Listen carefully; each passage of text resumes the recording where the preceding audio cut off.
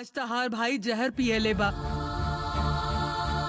काल तहार पापा फांसी लगा के जान दे दी है। तहार माँ आग लगा के मर जाई, हम कुआं में कूद जाए, तब तू जितना मन करे उतना भगवान पे चिल्लात रही है। लेकिन जब तक हमनी के जियत बानी तब तक हमनी के चैन से रहेदा। हर पैर पकड़त बानी। माँ का ए करत तू का बानी करत दादी? बड़ू माँ? अच्छा खबर लेके आयल हो, कब हमके विश्वास बा। ऐसा ही हम राउर संबंधी बनब त रउओ हमनी के वंश के मिले जैसन बानी। यही से अभी हम रउआ के शेखर शास्त्री कह के मान दे। में रउआ कोनो आपत्ति ना होखे के।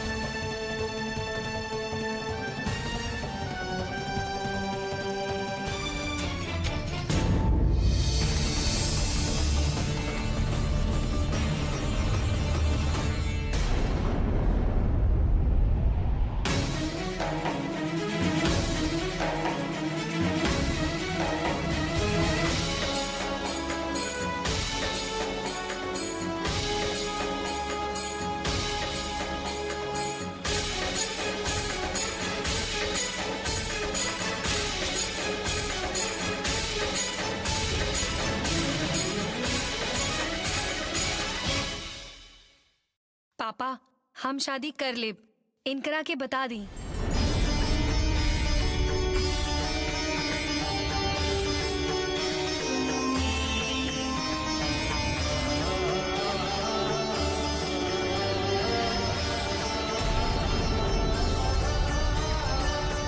अरे तू समझ में आ गई। राउर बेटी के बात भी समझ गई नहीं।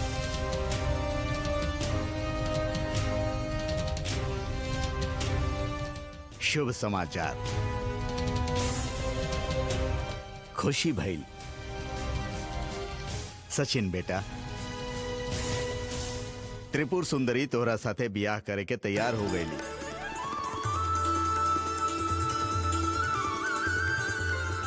तोहार इच्छा पूरा हो गई। अब तू का बोलत बड़ा? हमरा स्वीकार बा बाबूजी।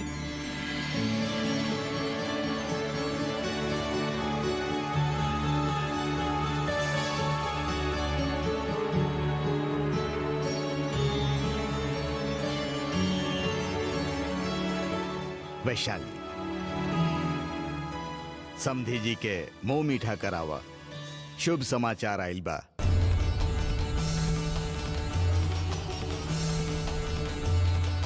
माँ के पूजा करे ने वहां कलशा रखल बा, वो लेके आवा।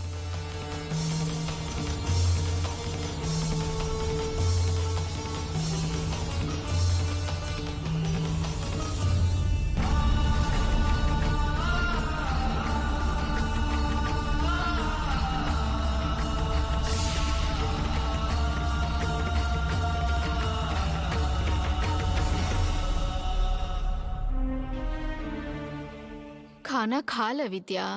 ना चाहिए माँ। एक गिलास दूध पीला। ना चाहिए दादी। तनी सा खा ल बेटा।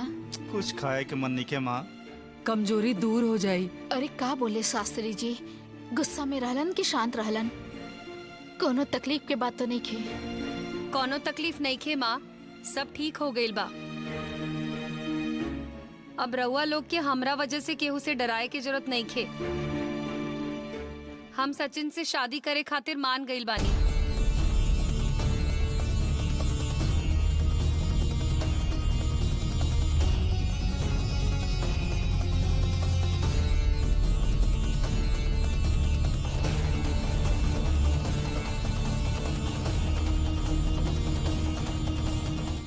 ये तू का बोले तरु?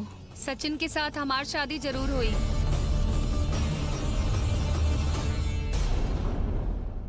कल बात करे खातिर शास्त्री जी हमनी के घरे आ रहल बाड़े। आज जाके तू कोनो अच्छा काम कैले बाड़ू। माँ ताहरा के अच्छा बुद्धि देले बाड़ी। सुना, तू अपन घर के ऐसन हालत देख के हमनी के बचावे खातिर ऐसन फैसला ले ले बड़ू ना। ऐसन मत करा।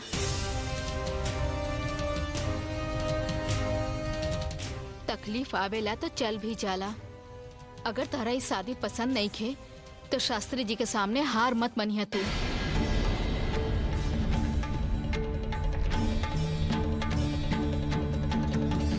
हम ना हारब माँ, उनकर हार हमार जीत बा। हम उनका ऊपर जीत साबित कर रहल बानी।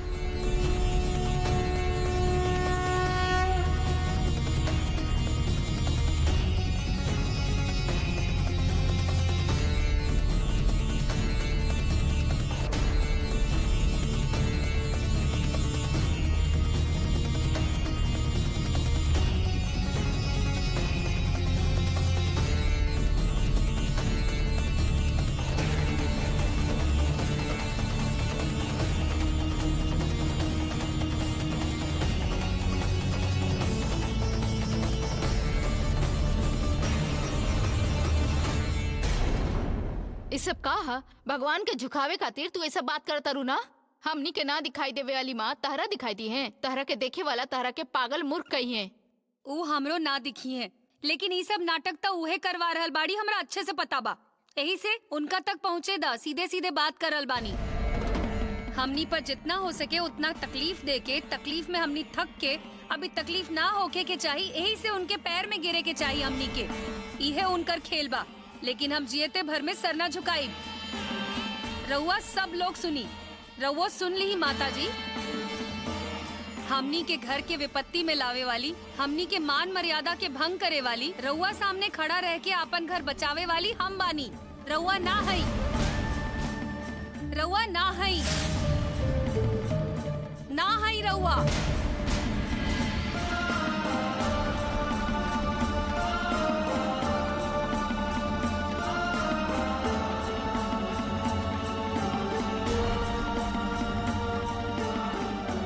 अपन तकलीफ अपने दूर करे के चाहिए।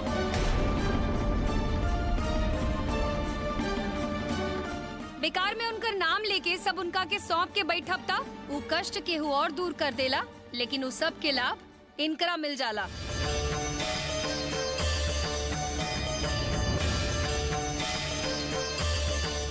पैदा भइल तब से रउआ इनकर सेवा करके, मनौती मांग के, श्रृंगार कईनी, सेवा कईनी, पैसा हुंडी में डलनी। कौन सेवा ना कईनी, फिर भी आपन भक्त पर कृपा ना कईनी, हमार मांग रखते पूरा कर देली। ऐसन काहे?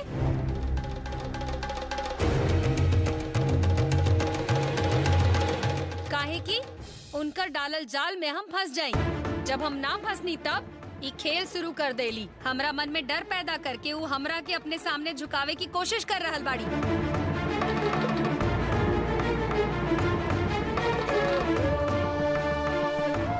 हमनी के परिवार के कितना भी तकलीफ देस, कोनो खेल खेलस, कुछो भी कर लेस, हम उनकरा सामने सर ना झुकाई।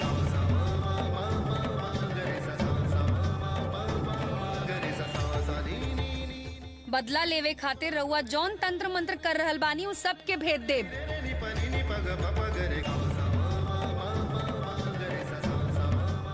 अभी से राउर हमार लड़ाई शुरू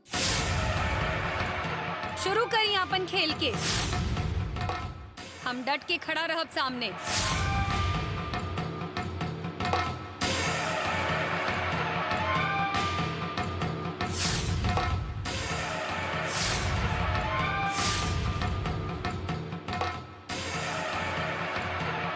विद्या, ए विद्या,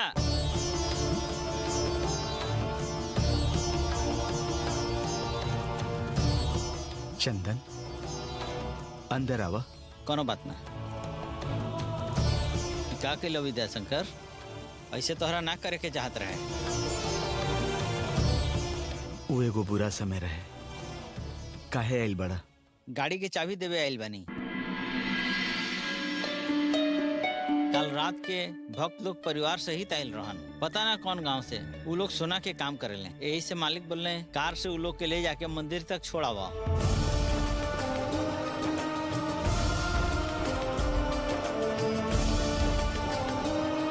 यही से हम गाड़ी के चाबी लेके गए रहे। गाड़ी के भाड़ा भी मंदिर के हिसाब में जोड़ दी। ये मालिक बोल रहा हमें चाबी रखी।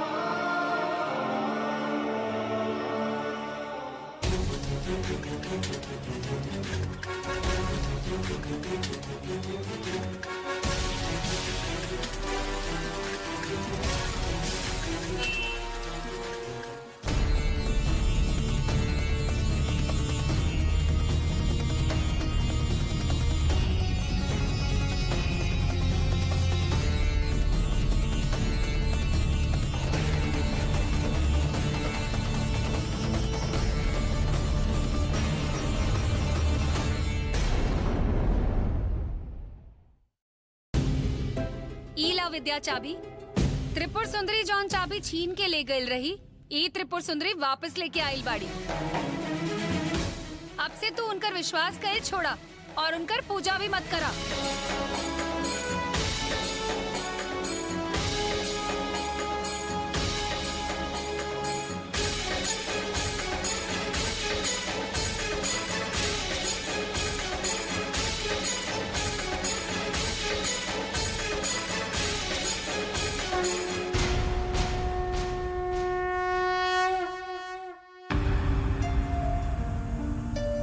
काहे बंगारी, हमार शादी की खबर सुनला के बाद चुप हो गई बाड़ा?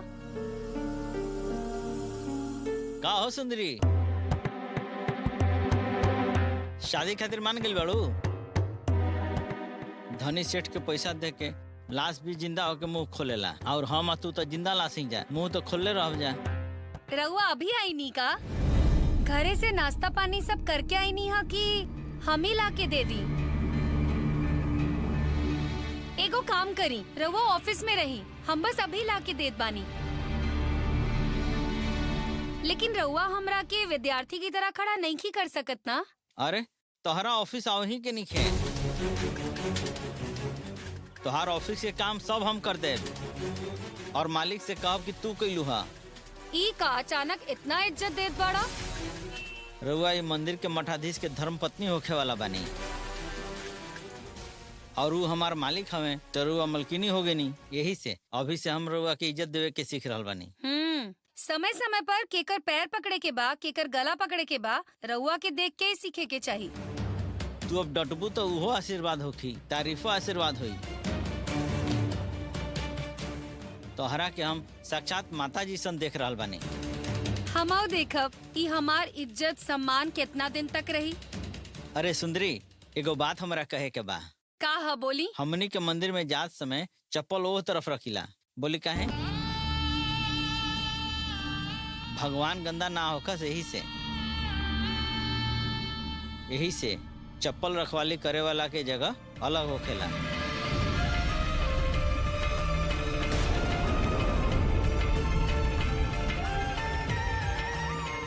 ये दरवान ह, चप्पल देखे वाला, एकर रहे का स्थान अलग बा। ऐसा छोट लोग के मालिक अपना पास सटे ना देले, ये अपन अनुभव से कह रहल बानी। सुंदरी, हमार बात मन में ना रखबू तबो अपन माथा में डाल ला।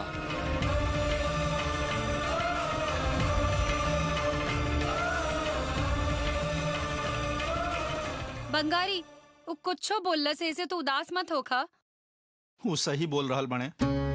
तहार हमरा से बात कई, हमरा साथे घूमल सचिन के पसंद ना हा।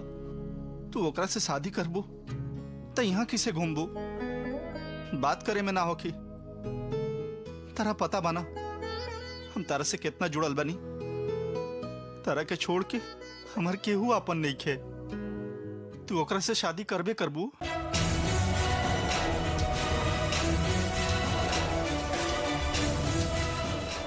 बात ही नहीं खे हम केकरा से शादी करतानी। वो बाड़ी ना छल कपट वाली, उनका के हम जीते के मौका ना देब। उनका से जीत के चलते तू हमारा के अनाथ कर देबू? तारा ठीक लगत बका? दूसर कोनो गांव में केहू और से शादी कर ला, वही गांव में कोनो मंदिर में चप्पल के रखवाली कर ले, लेकिन बस ओकरा से शादी मत करा। ना बंगारी, उनका के हम जीते ना देब।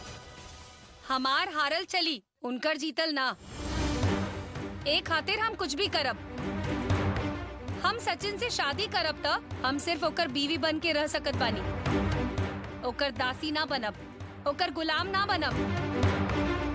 हमरा जौन ठीक लागी हम ऊ करब। हमरा के केहू रोक नहीं खी सकत।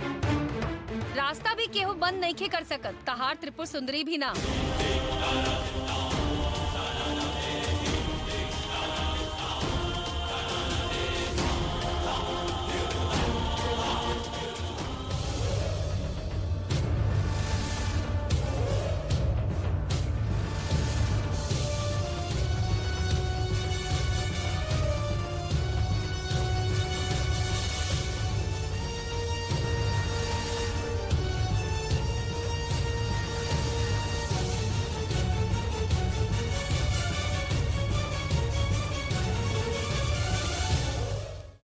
का देखत बानी? हमरा पता बा मूर्ति में छुपल चेहरा। मूर्ति के अंदर गुस्सा छुपल बा, लेकिन हमरो अंदर तोहरे जितना गुस्सा बा। हमार घर के लोगन के कितना तू तकलीफ देलू, हमनी सब के तकलीफ में डाल के हमरा से अपन पैर पुजवावे के इतना जिद बा तारा। डरवा के धमका के अपन पैर पे गिरा लेबू सोचलू, लेकिन ना भइल ना, होए भी ना। ई सोचल छोड़ दा। तू चाहे कितना कपट नाटक करा, ओकरा के हम हर हाल में तोड़ दे। अब तक तारा के पता चल गल होखी। रउआ कुतंत्र के 10 डेग रखी, हम 1 डेग में राउर कुतंत्र के तोड़ दे। उस सचिन के मुंह ता हमरा से ना देखल जाए, लेकिन ओकरा से शादी करे के मान गइल बानी। काहे बोली? राउर अहंकार के तोड़े खातिर। रउआ से हार के पैर में गिरे से अच्छा में उहे लागल। रउआ से डरा के मरा भी मत सोचब, जिंदा रह के रउआ के जवाब दे। अखंड सृष्टि ब्रह्मांड के माँ त्रिपुर सुंदरी माँ इस सामान्य सुंदरी के सामने हार के चुप बैठल बाड़ी। हार गईली महामाई माँ हमरा से। लेकिन एगो बात समझ ली, जौन दिन हम अपन घर से बाहर जाए, ओ दिन से राउर हमार घर में जगह नहीं खे। हमरा से सुबह शाम बात करे वाला राउर मूर्ति के और उस श्री चक्र के, राउर पूजा करे वाला भक्त से ही रउआ के बाहर निकलवा दे। ई हमार रउआ से वादा रहल। रउआ अपन खेल खेली, हम अपन खेल खेलब। चौसर शुरू होके दी। लोगन के कुचल के चले वाला रास्ता ही राउर ह, हमार ना ह। सृष्टि बना के राक्षस के मार के नाम कमैलू। अगर ताकत बा ता हमरा मार के दिखावा। राउर मायास्त्र बा ता हमार ब्रह्मास्त्र बा। चले दी ही राउर हमार युद्ध, जीत हमरे होखी। तैयार रही आगे, रउआ खाली तकलीफी बा। तकलीफ के खत्म करे खातिर जौन तैयारी करे के बाद कर ली। एक घर से गईला के बाद जाए वाले घर में पूजा ना होखी, ऐसन करब। उत्सव करके भक्त सबसे अभिषेक यात्रा करवा के श्रृंगार करवा के नाम कमावे वाला ये मंदिर खंडहर बन जाए। ई हम रउआ से वादा कर रहल बानी। एकर रउए साक्षी बानी, रउआ पर कसम ले रहल बानी।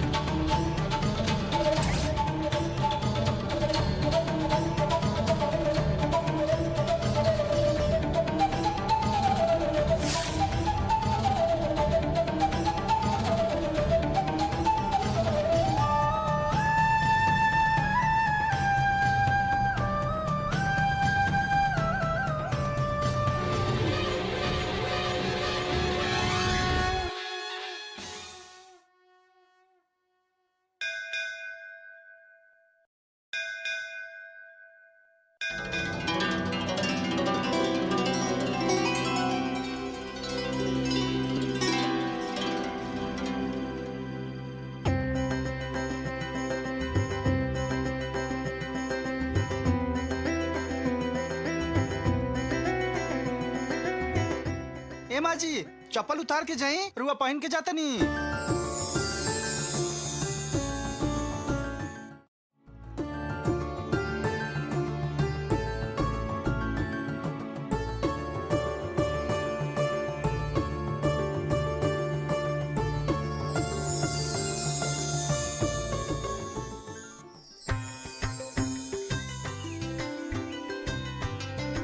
सुवक्षोजकुम्भां सुधापूर्णकुम्भां प्रसादावलम्बां प्रपुण्यावलम्बां सदा सेन्दुबिम्बां सदा नोष्ठबिम्बां पटाचेतयार्द्रां करे ज्ञानमुद्रां कलाभिर्विनिद्रां कलापै सुभद्रां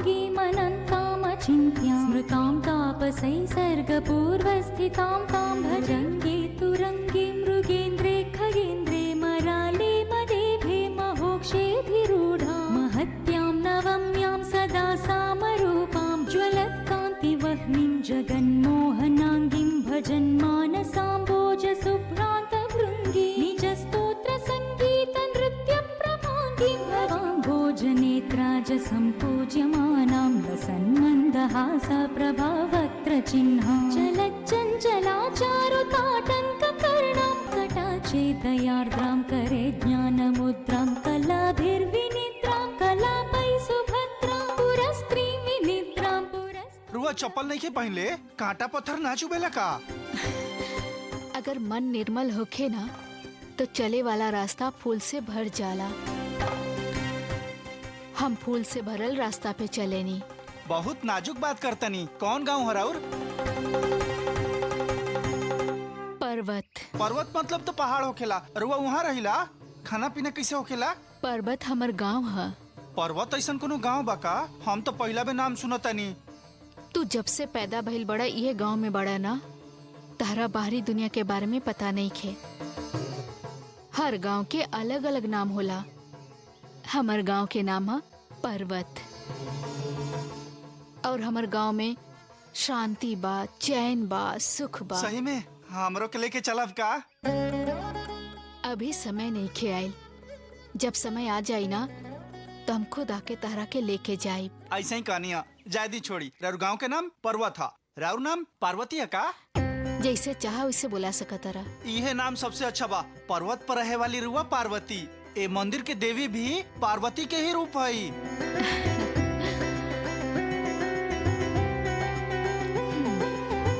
सवेरे से अभी तक बस रउए आइल बानी। रउआ से को बात पूछ सकिला? पूछा, हम जरूर जवाब देब। का कि गांव यहाँ के लोग सब बेकार लागेले। रउआ दर्शन पूरा करके जब वापस आई हमरा के और हमार माँ के अपने गाँव में ले चलब का? हमरा एक गांव में रह के मन नहीं के। रुआ कहब तो हमरा और घर के सब काम कर देब।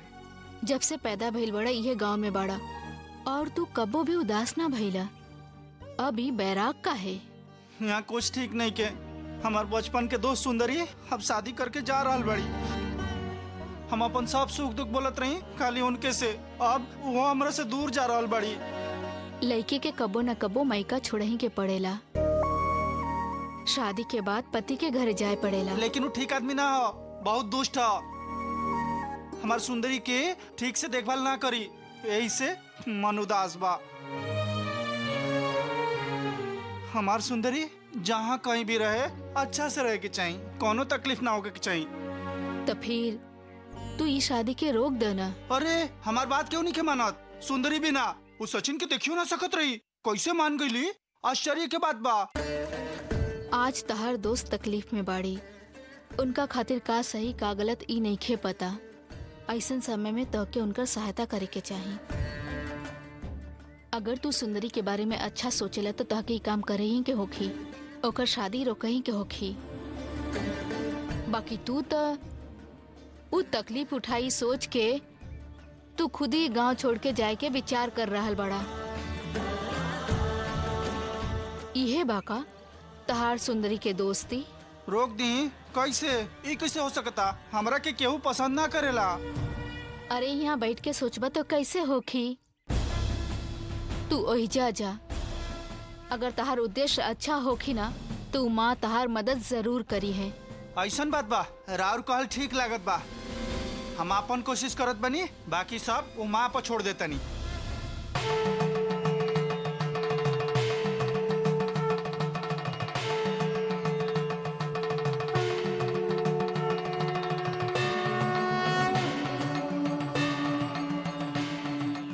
हम सब रूप में आईला।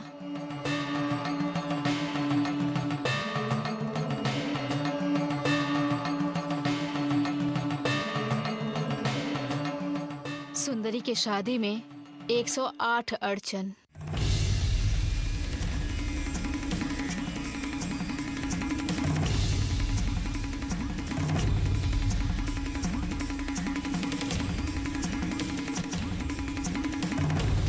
अरे जगदीश जी, अब तू ही हमार जीवन के चमका सकत बड़ा।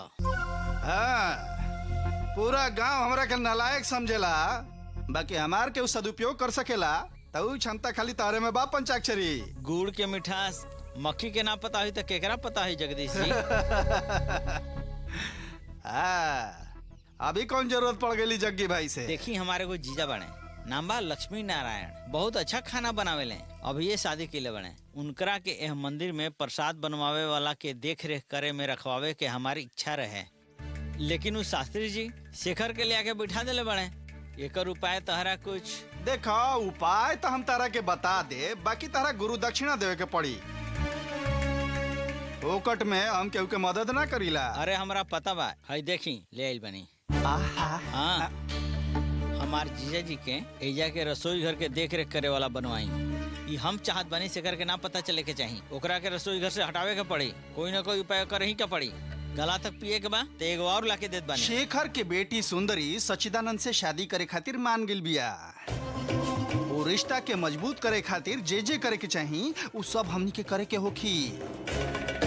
शादी के तैयारी सब होके के चाहिए, पूरा गांव है शादी में जुटे के चाहिए। अरे ना, उद्धार करे के बाद एगो उपाय हमरा के बतावा। शेखर अगर धर्माधिकारी जी के संबंधी बन गए तो जीजा जी कैसे रसोई घर देखी है, कैसन उपाय बता रहा बड़ा? अभी तक जौन बताई वो खाली मध्यांतर तक के सिनेमा रहे। अब सिनेमा के अंत में क्या होखी वो सुना। शादी के तैयारी पूरा मन से कल जाओ, ओकरा बाद मंगल सूत्र बांधे के समय हमनी शादी के तोड़ देब। ओकरा बाद विरूपाक्ष शास्त्री एकदम गुस्सा हो जाई हैं। इस शादी के टूटे के वजह उस शेखर के मान के हमनी के ओकर व्यवस्था करे के कहिए, तब चली रंगीन सिनेमा। विरूपाक्ष शास्त्री के श्राप देवे लेखा भयंकर गुस्सा आई शेखर पर। फिर का बाची? शेखर के खाली काम से ही ना, मंदिर से भी लात मार के निकली है। तबे हमारे जीजा लक्ष्मी नारायण ये मंदिर की देख रेख करे वाला बन जी हैं। खाली ये मंदिर में प्रसाद बनावे के काम ही ना मिली, एक गांव में जितना शादी होखी क्रियाक्रम होखी सब के खाना तो हर जीजा ही बनाई है। ले ला, घर तोड़े के ऐसा उपाय तोहरा छोड़ के और केहू ना दे सकेला। आज से शुरुआत कर जाओ, सुंदरी के घर तोड़े खातिर बोतल पूजा। ऑपरेशन शेखर।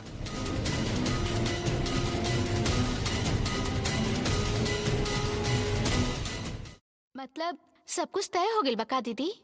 होयो भी गइल बा और नइखे भी भइल। अभी सब कहा दीदी, कैसन उल्टा सीधा बात करता रू?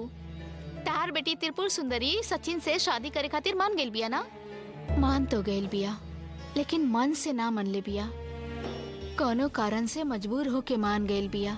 अरे कारण जे भी होके आखिर में अपन पति के घर जा रहल बिया ना। और ये तो बहुत खुशी की बात बा कि शास्त्री जी अब हमनी के संबंधी बने वाला बाड़े ना। हमनी के संबंध तो बड़ बा, बाकी सुंदरी खातिर काली सब नरक ना बन जाए। दीदी शादी मतलब खुशी होला, और ये शुभ समय में रउआ ऐसन बात क्या करता नहीं? आगे जवन होखे वाला बा उ सब सोच के ऐसन बात करता नहीं। डर बा हमके कि शादी के बाद हमार बेटी के भविष्य खराब ना हो जाए, बस इतने। अरे दीदी शास्त्री जी के आचार विचार देख के तो ऐसा ना लगता। और उनकर बेटा सचिन तो अच्छा लड़का है ना, हाथी कितना भी अच्छा होखे, लेकिन भाला महावत के हाथ में होखे तो हाथी के बलशाली होखला के बाद भी होके महावत के बात ही सुने के पड़ेला। मतलब सचिन हमेशा अपन पिताजी के इशारा पे नाचत रहेला का? ये बात पूरा गांव के पता बा, पिताजी के खींचल रेखा तक वो पार ना कर सकेला। हमरा लागत हमर बेटी के जिंदगी बर्बाद करे खातिर उससे शादी कर रहल बा। तब भी हमके ऐसा लगता है सब सपना है दीदी। इतना बड़ा आदमी सामने सामने के घरे रिश्ता लेके आयल बड़े, ये कितना खुशी के बात है ना। सुंदरी तहार बेटी ना हिया ना, वो एजा से जाई तो तू ये घर में आ सकता रू, ऐसा सोचता रू का है ना?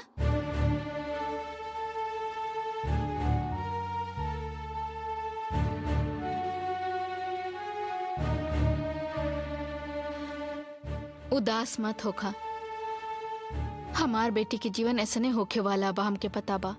एक तरफ बेटी दूसरी तरफ पति छूटे के डर बा हमके। हम सब कुछ भुलावल चाहिए तब वो रउआ लोग ना भूले देवे नी, एक सम के दुख होखेला। दीदी के बेटी के शादी हो रहल बा, ई सोच के खुशी होके आई हा। ई गलत बात है का? हमार पति भी शक करेलन, रउआ लोग हमरा पे शक करे नहीं। ई रोवल धोवल बंद कर तू, घर में शुभ काम होके वाला बा। ई सबके जिद है। बाकी सुंदरी की शादी तनिको पसंद नहीं खे, लेकिन माँ से गुस्सा के वजह से वो शादी कर रहल बिया। ओही दुख में हम ई सब कुछ बोल गई नी। हाँ ठीक बा, तू आजा, बहुत सारा काम पड़ल बा। ठीक बा, शादी होके तक हम बात ही ना करब केहू से, सब अच्छे से हो जाए बस।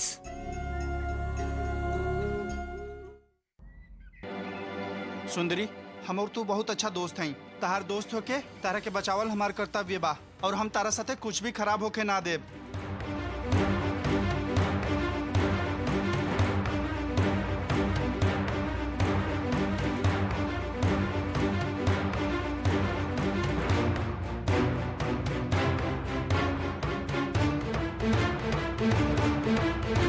सुंदरी, सुंदरी,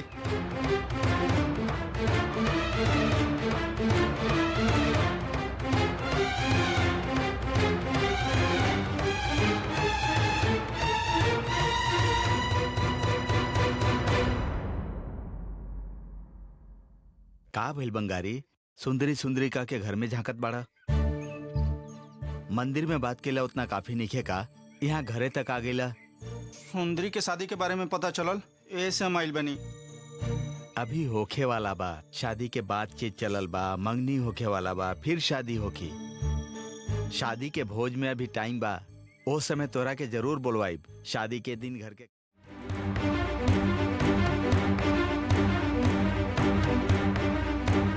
काहे शादी रोके के चाहिए? काहे कि सुंदरी के शादी होकल हमरा पसंद नहीं के। ऐसे ओ हो, तोहरा पसंद नहीं खे ऐसे हम अपन बेटी की शादी ना करी? हम अपन पसंद ना पसंद के तो समझ नहीं की पावत, तोहार पसंद के पूछेला। रिश्ता तय करे के आयल रहे पता बा? विरूपाक्ष शास्त्री जी। और लड़का के बा पता बा?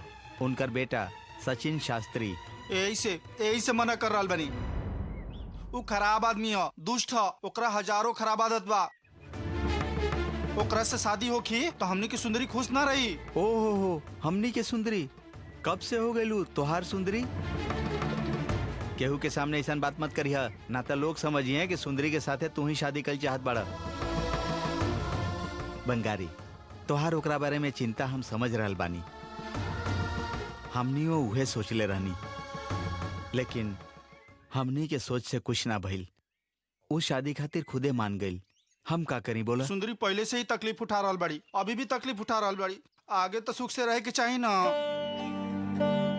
उ सची ना, जब से ओकर गाल पर मरले बड़ी तब से वो हमेशा बदला लेवे के फेराक में रहेला। रउआ ऐसा आदमी से शादी करम तो रोज उनका के रोआवत रही। रउआ उनकर सहायता करे खातिर हमेशा उनका पीछे रह का बोली। तनी सोची। हम ये बात बढ़िया से सोचत बानी बेटा, लेकिन हमारा हाथ में कुछ नहीं खे। हमें में कुछ नहीं कर सकत। फिर हम वो विरूपाक्ष शास्त्री के पैर पकड़ के कहब कि सुंदरी के अपन बहू बनावे के आशा छोड़ दी।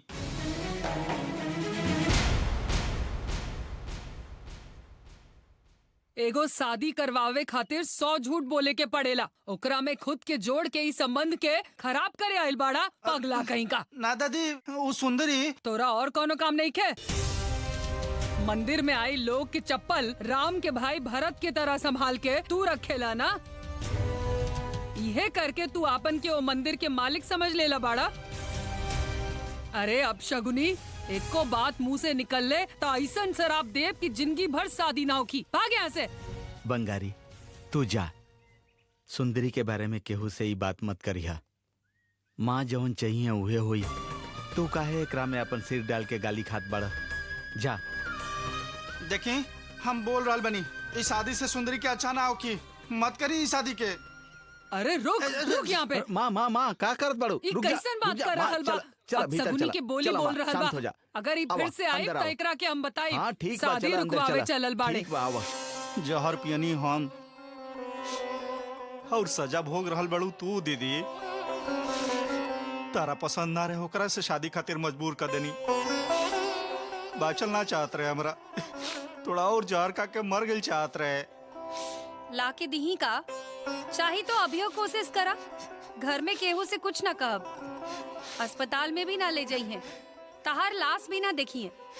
अनाथ लाश समझ के अंतिम संस्कार हो जाई। चली का दीदी ई सब काहे के रोवल धोवल? हम घर के लड़का हो के आगे खड़ा हो के तू लोग के देखभाल करे के चाहिए। तारा खाती अच्छा लड़का ढूंढ के शादी कईल हमारी जिम्मेदारी रहे।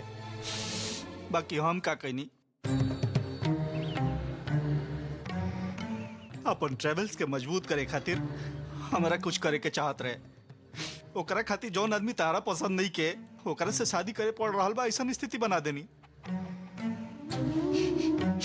हमार कईल गलती खातिर भगवान भी हमरा के माफ ना करिए। सब जवाबदारी लड़के निभावे के चाहिए, ऐसन कौन कानून में लिखल बा?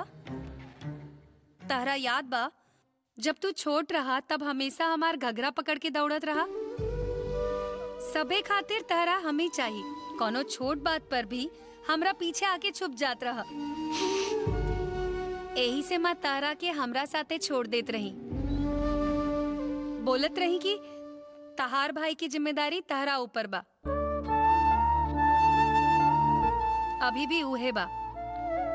जब तक तू अपन पैर पर नईखा खड़ा हो जात तब तक हम तहरा के साथ देव। हमार जीवन के का फैसला लेवे के बा हमरा पता बा। ऐसा नहीं के दीदी, तू खराब घर में जा रहल बड़ो ऐसा लगता हमरा। सचिन भैया, शास्त्री जी सब खराब लागे लागल बने हमरा। ऐसा जगह तू कैसे रह सकत बड़ू? हो सकेला, वो बुरा हो सकेले, लेकिन राक्षस नहीं खन्ना। वो तहार माया वाली माँ से यह लोग ठीक बाड़े। खराब बाड़े त बढ़िया बनाई, लेकिन उनका के हमरा ऊपर बैठ के सवारी ना करे दे।